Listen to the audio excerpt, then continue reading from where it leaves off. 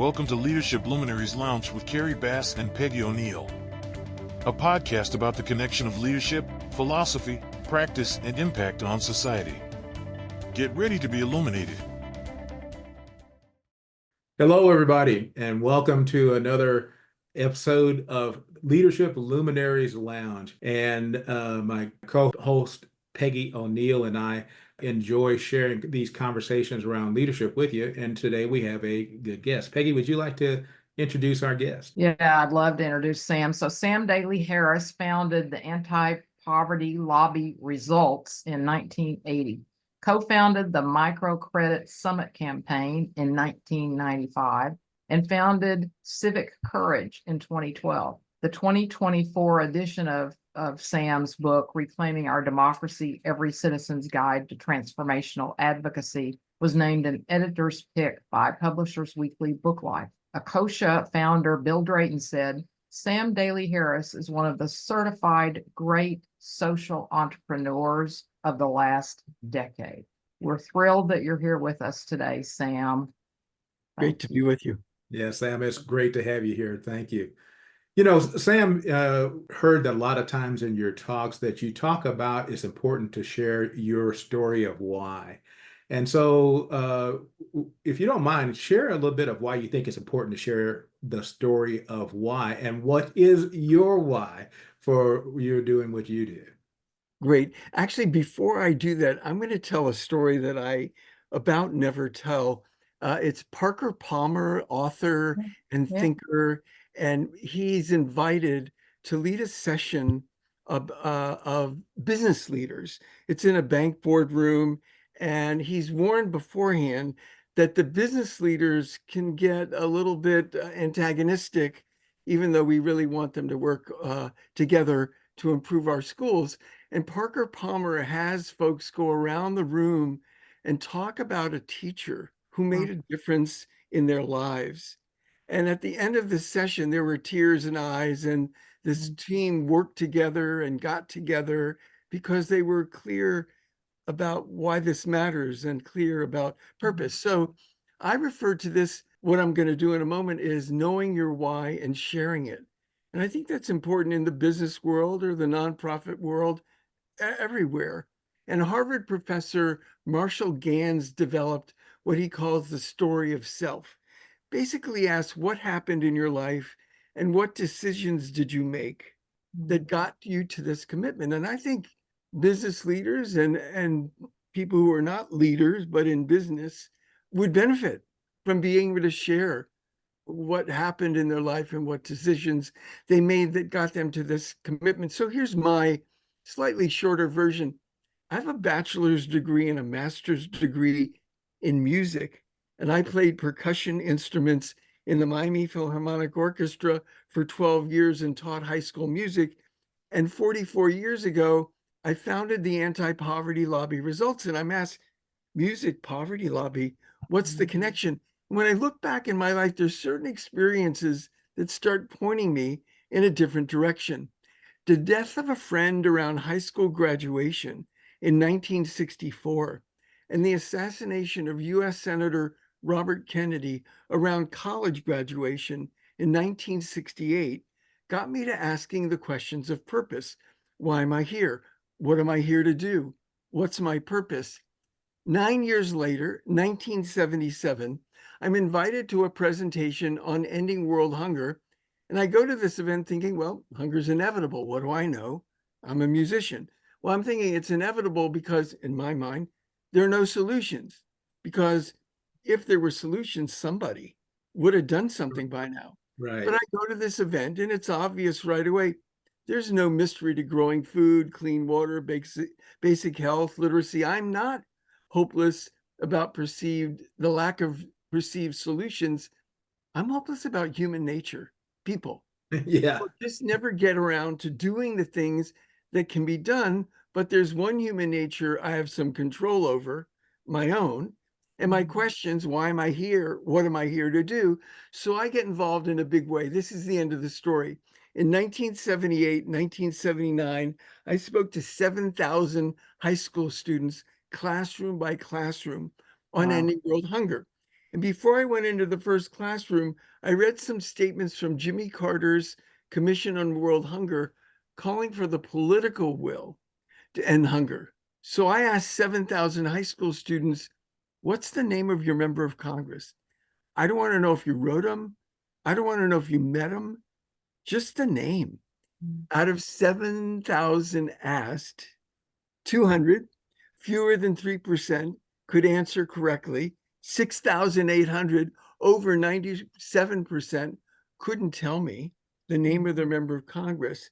And results grew out of this gap between the calls for the political will to end hunger on the one hand and the lack of basic information on who represented us in Washington on the others. And if I could just say to the listeners and the viewers, what's your story of self? Maybe you'd say, well, I know it and I tell it all the time. Great. Or I know it, but I never tell it. Or I've never even thought about it. I urge people to write it down. And you won't get it in the first writing, so that you can share what moves you in your business role, so that it might, quite honestly, move others to get in touch with what moves them in their role. Fantastic. You know, direct research, but you pointed out something that's really quite frightening, is the lack of knowledge that people in general have about their government and their representation in government. And the longer I live, the longer I'm coming to the realization that I believe, directly or indirectly, everybody lives in a democracy because they put up with what it is that they are living under. And so you choose the level of authority and responsibility that you have for your life and the well-being of your society. Yeah. And so the lack of knowledge and engagement, you abdicate your authority, and so you get what you get because that's what you wanted ultimately. Yeah. One of the other questions that that I wanted to kind of point it out though too is that Peggy mentioned in your bio that you just rewrote your book this year, but as I understand, you actually wrote the first version of that over 30 years ago, and I can kind of see now, which is kind of sad. So basically, you're saying that the American democracy, our citizenry is still dealing with similar problems after all these years. Well, and in some ways you could say similar problems and heightened, or in some sense worse. I think with social media and other kinds of things that exacerbate the disconnection and the dysfunction that we all see. The first time the book was released was 30 years ago. The title was Reclaiming Our Democracy, Healing the Break Between People and Government. The latest edition is retitled Reclaiming Our Democracy, Every Citizen's Guide to Transformational Advocacy. And we'll talk about that in a moment. But it became pretty obvious 2-3 years ago that there was some relevance in that book that was written so many decades ago. And I've removed 12 chapters and have added 7. It's changed significantly. But I was in an interview on an NPR radio show, 1A. And I don't know if your viewers and listeners know that show, but I'm going to do a little bit of the question. It was question number 2. The host said, the form of our politics now, you can get beat down by it. I mean, this is my career, he said to me, and I feel beat down by it. I'm not active because I'm a political journalist, but I do have to pay attention. It's a grind. It's a grind, Sam. I have this memorized, the question, because I restate. It's a grind, Sam. What am I feeling? What is a way out of it? I'm not an activist, but you know what I'm saying. So I think he was speaking for so many when he was saying that. The first thing I said to him was, Apollo astronaut Rusty Schweickart said, "We aren't passengers on spaceship Earth. We're the crew." Yeah. And the second thing I said to him was, activists and climate activists and futurists, Alex Steffen said, in fact, these days, cynicism is obedience. Well, yeah, if I'm cynical, I'm obedient to the way things are. I'm not going to do anything about it. Why would I if nothing I do makes a difference? Yeah. So it's been painfully obvious that the messages in reclaiming our democracy are especially needed these days, and hence the rewrite.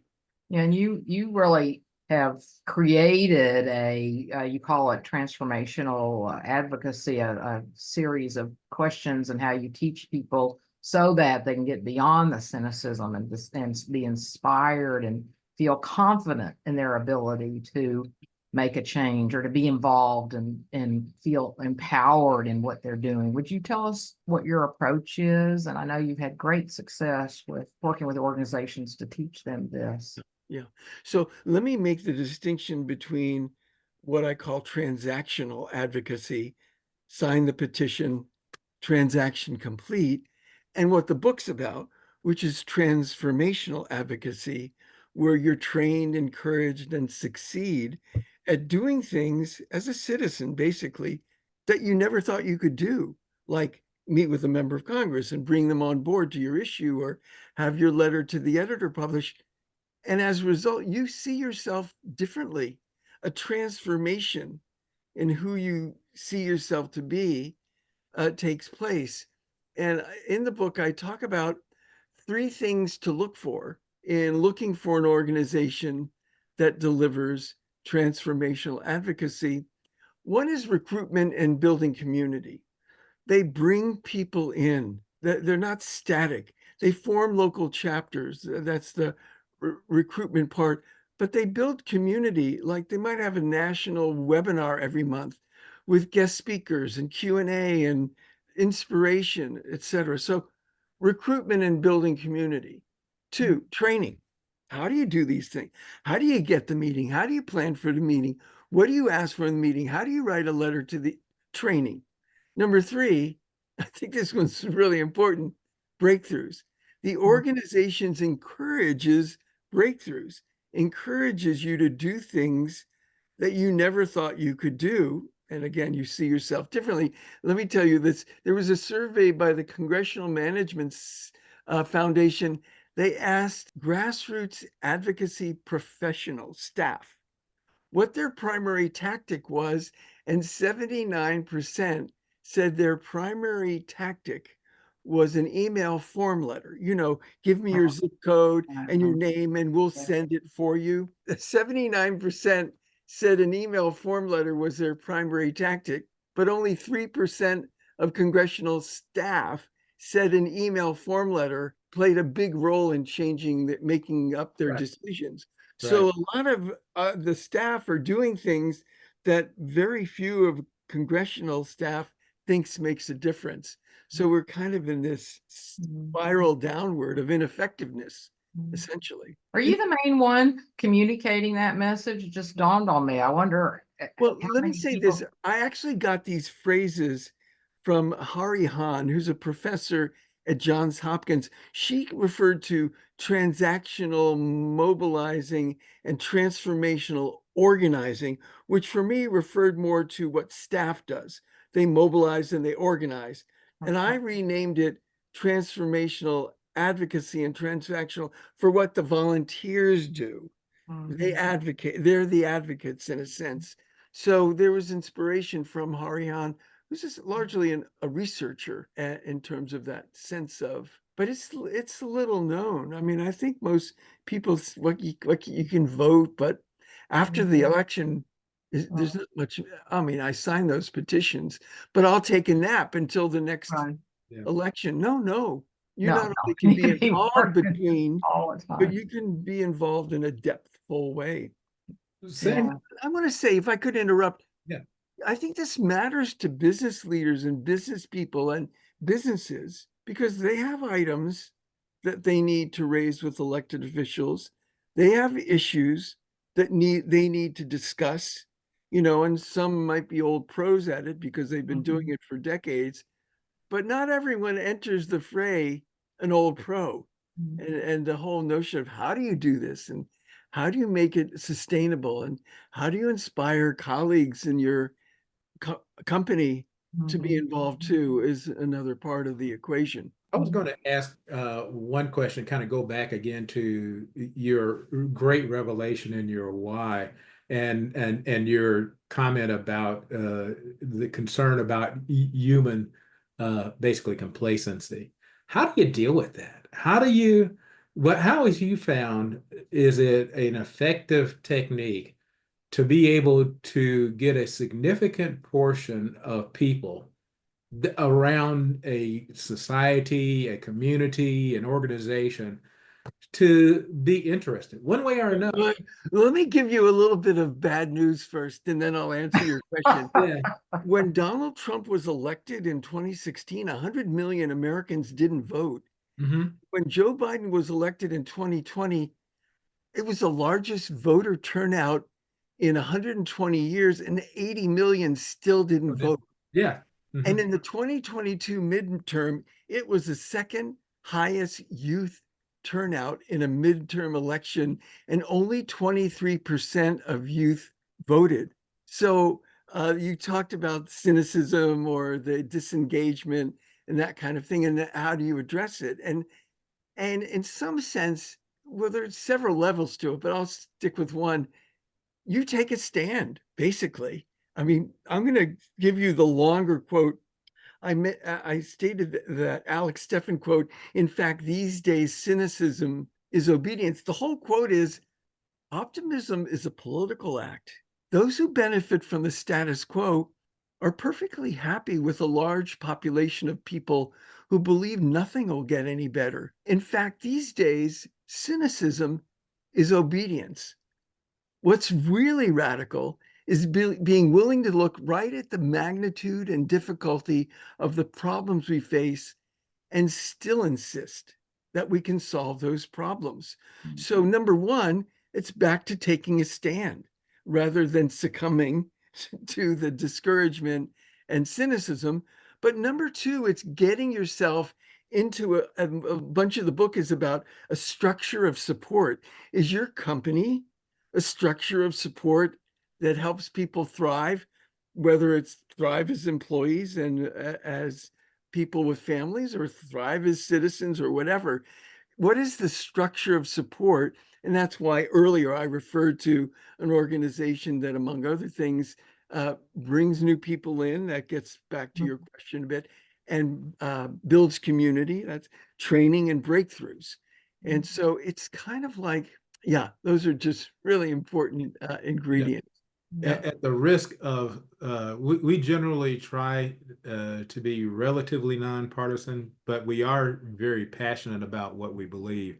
And a little bit of one of my rants is anti-woke is a very appropriate term, because basically what it means is it wants you to be dark and stupid. It wants you to be asleep so that you don't pay attention to anything and don't try to fix anything. So therefore, the powers that be are telling you, don't worry about it. Yeah. Just leave everything alone. I'll take care of it. Yeah. If Yeah. you go for that, God bless you, because you get exactly what you want, Yes. And so what you deserve. yes. Let me just say this.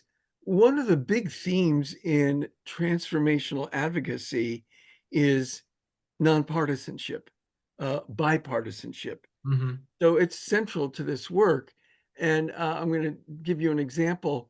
When I coach a group who's meeting with a member of Congress who opposes their bill, I have them ask three questions. Question number one, we know you don't support this bill. What would it take to change your mind?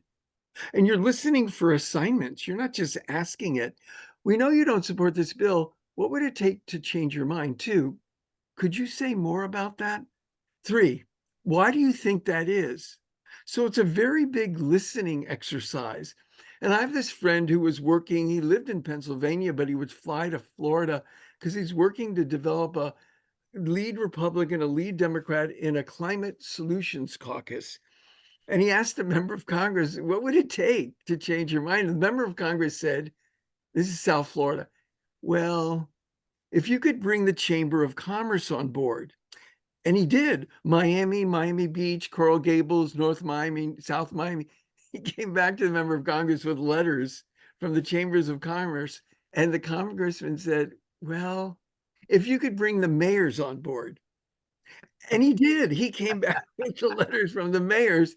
And this Climate Solutions Caucus was launched in 2016, grew that year to 10 Republicans and 10 Democrats. When President Trump was elected, it fell to 6 and 6 because some retired and some had lost their race. But in the first 2 years of President Trump's administration, it grew to 45 Republicans and 45 Democrats. It was sort of a Noah's Ark. A Democrat could only come on with a Republican and vice versa.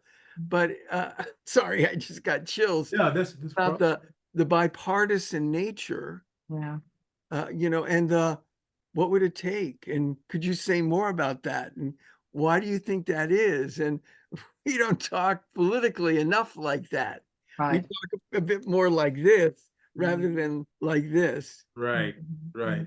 So Yeah. with all your experience, and you've talked about how organizations can work with people that are cynical, have you found any ways to get people to want to come to those organizations if they're already cynical, or is it just the same old thing about the same type, just word of mouth? Yes.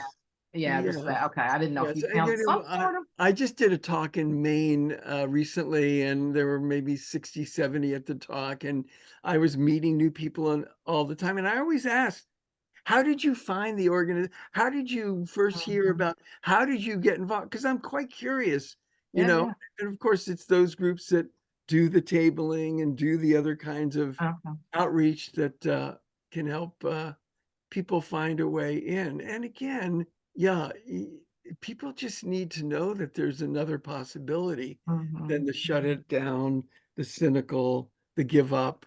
It's quite inspiring when you find it. Sam, one of the things you mentioned early on too is that social media and the technology tools of today may have created an impediment to this type of engagement that you're talking about. Have you found though that there's a way to leverage those technology tools to be able to Absolutely. accomplish the Absolutely. Well, so one of the trainings that I lead is on writing letters to the editor. And at the end of the training, it's okay, now your letter is published. What do you do? Take a nap? Or no, you let your friends know, let people know, post it on social media, get the word out, and that kind of thing.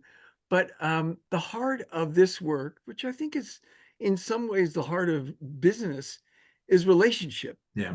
And I don't want to say that my posts on Facebook or Instagram are not relational.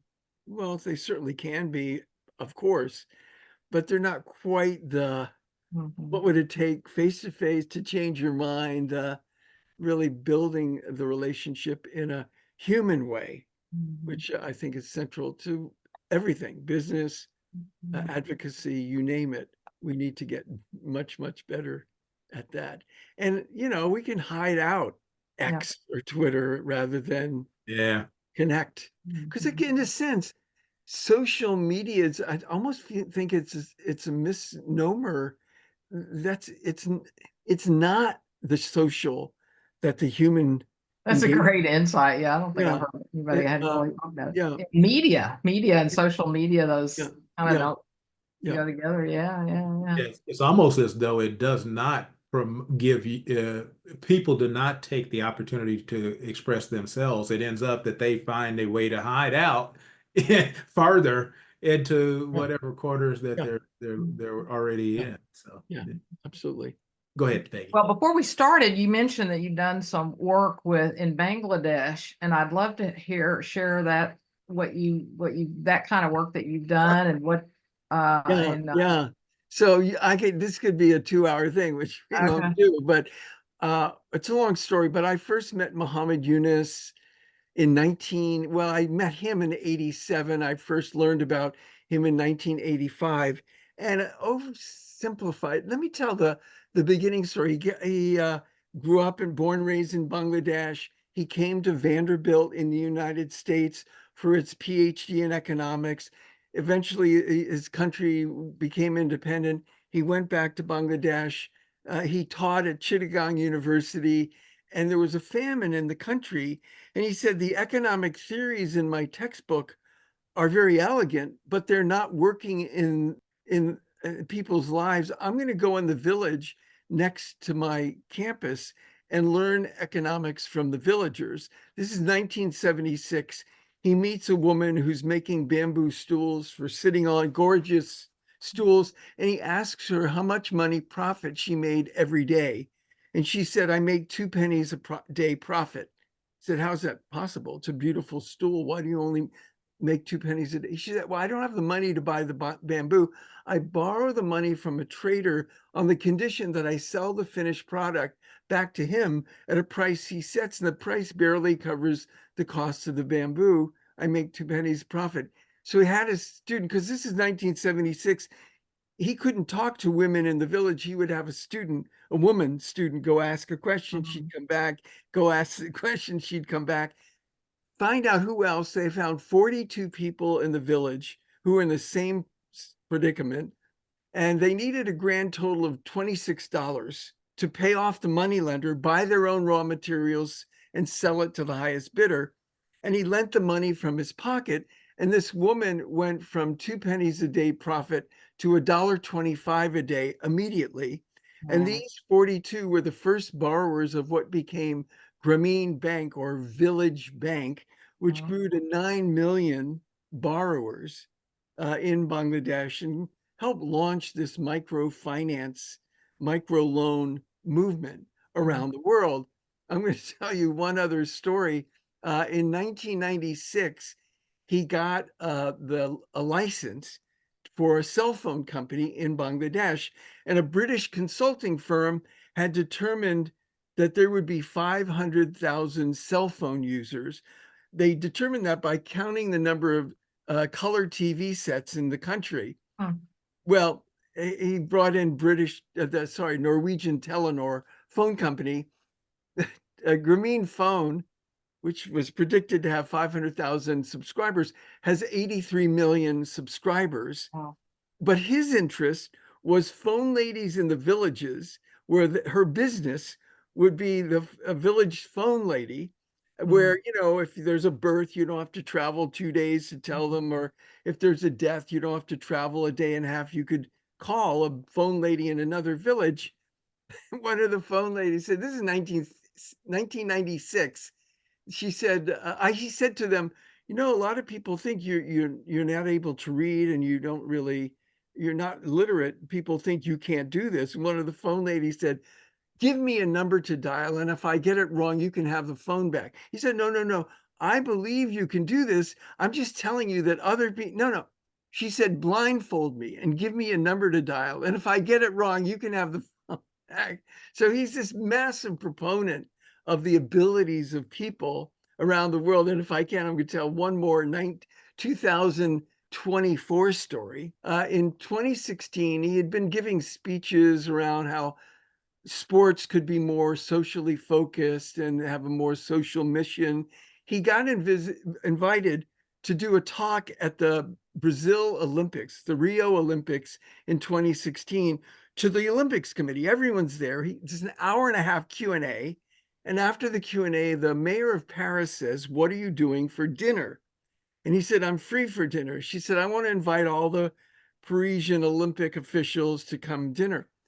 They have dinner. This is 2016. And they said, what exactly do you mean by a social mission? He said, well, I visited the Olympic Village in Brazil, and they're going to just, I don't know what, tear it down or sell it off. Or why don't you have your architects design a village that would work for 10,000 athletes for 3 weeks, and then the Paralympics, and after that could be an actual village for low income and unhoused Parisians, which they actually ended up doing a variation of.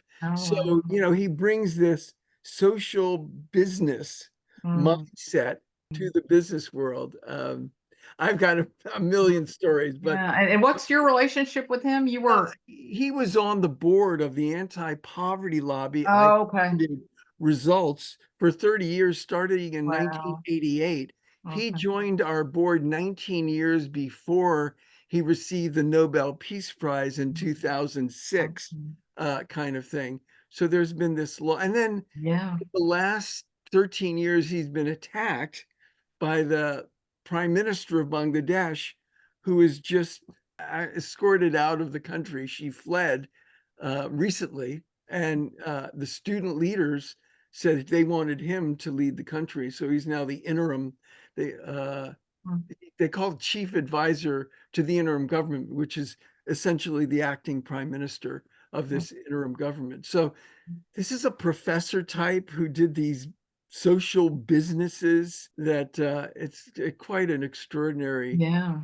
story. Yeah. Story. Yeah. Yeah. Of leading with your heart, leading with your Yeah. caring about people, with back to what you were saying a while ago about being a stand, like something so clear to him. Yes. He's like, I'm standing for this. I'm gonna. One of the partnerships he developed was with Danone, Dannon Yogurt out of France. I think it's where its headquarters is.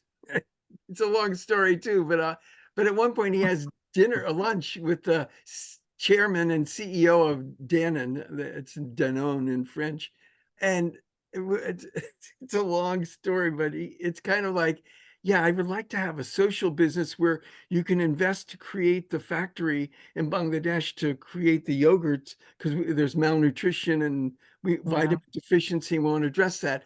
But once you get the investment back, all the profits go to building the business.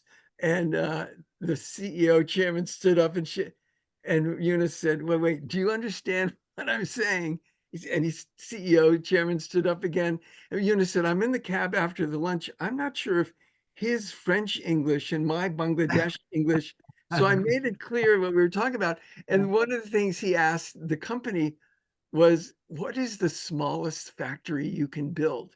He said, no one's ever asked us what's the smallest factory we could build, because he wanted to have local milk to create and he wanted to be fewer miles between collecting the milk and making the yogurt, and the phone ladies who were selling the yogurt, and can you get a yogurt cup where the cup is edible and there wouldn't be trash, and just all these amazing social business thinking. And that's why when he was attacked, Richard Branson would stand up from him, Murthy, the co-founder of Infosys in India, and billionaire Vinod Khosla in Silicon Valley, all these business leaders who were inspired by this kind of work. So I'll stop because I could those keep are going all fabulous, for a so long time. inspiring stories. Yeah. Well, we are having another wonderful conversation with Sam Daley Harris. And so we're going to stop for our first part here. As kind of I get to claim the honor of being able to say, let your light shine. So hopefully you have heard an illuminating part from this luminary, Sam Daley Harris, and tune back in for part 2.